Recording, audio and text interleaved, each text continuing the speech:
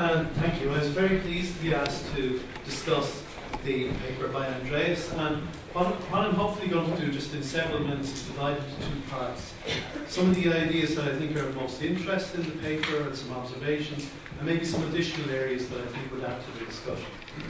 So to begin with, I was very interested by Andreas in the paper, obviously explaining for all of us who know and but who need to always be cognizant of the fact that EU and Europe are not the same thing, and that we begin with the fact that the EU is 27 member states in a voluntary agreement which excludes certain very, very important countries. I'm always reminded of this. If any of you visit Geneva Airport, you will find that it is both within the EU and outside the EU. So part of the airport is French, part is Swiss. The motorway and highway system combines both inside the EU, France and Switzerland, and they're building a rail link between Geneva Airport and the Chamonix Valley, which is the Alpine area immediately south.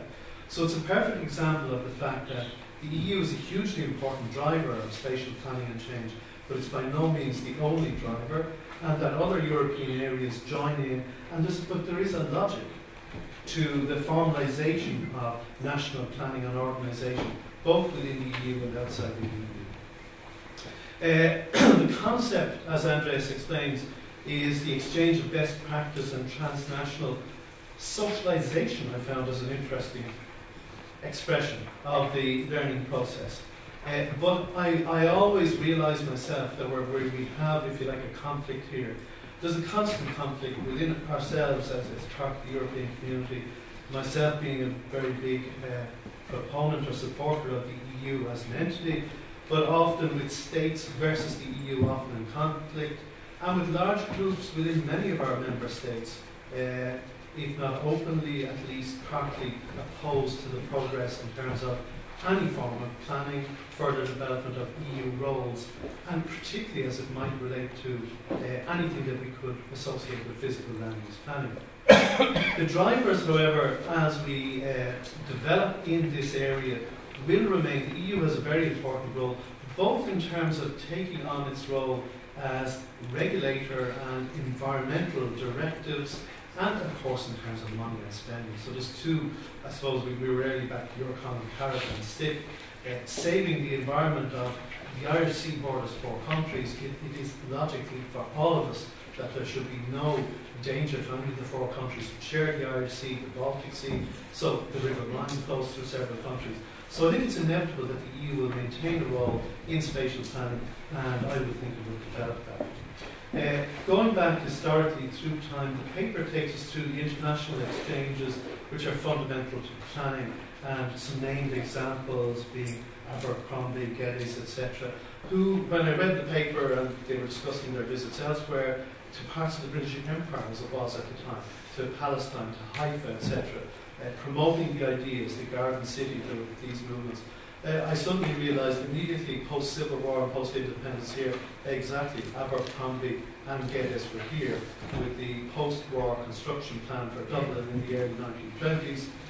And I thought myself when I was reading this at the weekend, a good thing maybe, but I'm not so sure. If we're all following the set ideas of only a very small number of people, maybe we're getting great value, but maybe we're also following one certain line, and maybe it might be better a diversity of opinions, etc. The paper takes us through World War II and the period of 20th century European history, in which I would have a great deal of interest in political history. But what I found of interest here, to some extent, there's a debate about planning and management, and often it can move into bureaucratic, who gets positions on task force, etc. But what I found of interest, and I find always a continuing interest reading back to that period, the post-World War II generation really were involved in vital work, the reconstruction of Europe. And really, they weren't so involved in what organisation, who controls what, etc. There was vital work to be done, and they probably achieved more in physical planning reconstruction than any other generation possibly before or after we were doing Europe. Taking us through the progression, which is often quite difficult, of the way in which the EU has evolved. Andreas takes us through the specific cooperations of the Netherlands, Germany, Benelux, the formation of the European Coal and Steel Community, And then brings us through to what we call the heyday of modern EU, the Jacques Delors-led period, 85 to 95, with then the creation of the European Spatial Development, ESPD. And what we've seen is that that period, for any criticisms we may have of Jacques Delors, etc., had a significant influence in trying to bring core concepts into many of our national planning systems. As I said, the EU at its best is a voluntary type of association in which we build upon the best ideas from our partners, and that now has become enmeshed in the ideas of territorial cohesion with targeted analysis by ESPON, which has given us all, for the first time, some basis at least to adapt our own evidence-based informed systems. So I think that the control of the EU is never intended to be a controlling interest, but an informing interest, and I would hope it continues in that way. In the same way, the EU being described in the paper as an experiment and a forerunner of governments with unpredictable outcomes, I think is a very interesting concept, one that we hopefully will see having good outcomes, but as is stated in the paper, unpredictable. For the US, aspects of the EU experience that I think are of value would be the cross-border, cross-state and transnational state cooperation, which we already see even in small countries such as Ireland, Northern Ireland, etc., that even in places where we've had conflicts, divisions, etc., Strasbourg, Kiel, all the areas, whether it's Germany, France, Ireland, Northern Ireland, etc., there's been very, very good models put in place, despite all the bureaucracies and the difficulties in implementation. Moving on to where I think we could add to this debate. I think the historical political aspects were hugely of interest.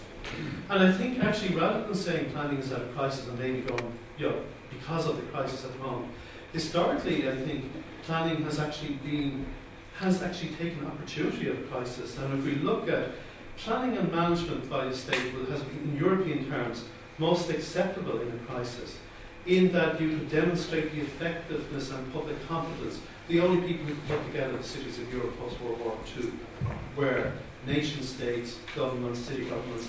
And this held across right and left-wing politics, the Attlee government in the UK, and with very limited resources, putting in place, people argue that what they did, what they didn't do, huge efforts made to improve, rebuild their societies, to plan for a proper future. From a different political perspective, President Adenauer, former mayor of Cologne, leader of the Conservative Party in Germany, carried out huge and vital work on the reconstruction and planning of German cities and regions throughout all that post-war period. So I think we have, in European terms, etc., Americans have different views of history. But just as an observation, we're in the room where James Joyce, etc., would have studied, and as a writer in Ulysses, some of you will have come across his common history for Ireland. He was writing in the 1920s, but I think for most Europeans it would be particularly apt. For him, history was a nightmare from which I'm continually trying to escape. And I think in many ways, post-World War II and modern Europe and the EU is actually an escape from whatever we want to call previous past, imperial wars, ethnic conflicts on a massive scale, regular, every 10, 20 years. So in some ways, these progressions, which have been partly led by development and planning initiatives across Europe, led by the EU, will be very, very significant. An area, I think, within Europe that we haven't developed in the paper and would be very, very useful would be, I think, a lot of progress that's potential or could be made really depends upon the typologies of planning systems, which Andreas, I know, has studied and looked at in depth. But again, the typologies of our systems, and looking at our own system in Ireland, UK, but as it relates to the American system as well, we are a common law origin system, and our constitution has very strong property rights, very strong appeal procedures, etc. Comparing this to the continental law system, where the government of France can define, codify law, and deliver to a better extension strategic national objectives, particularly in development areas, if it wishes to do so.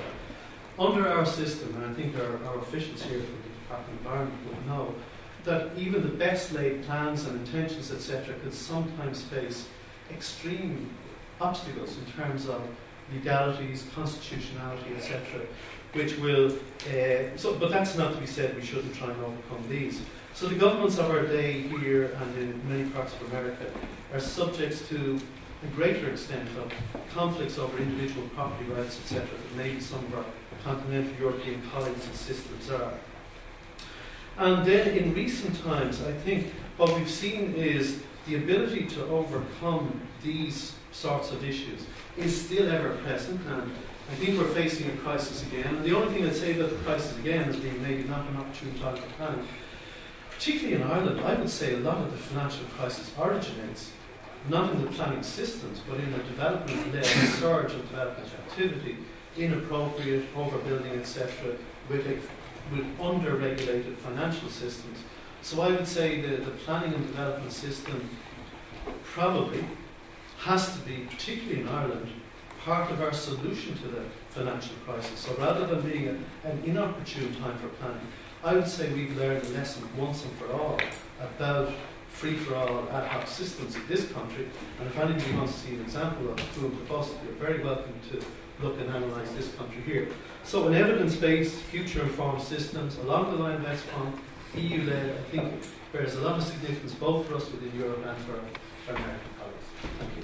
Well done, Brad.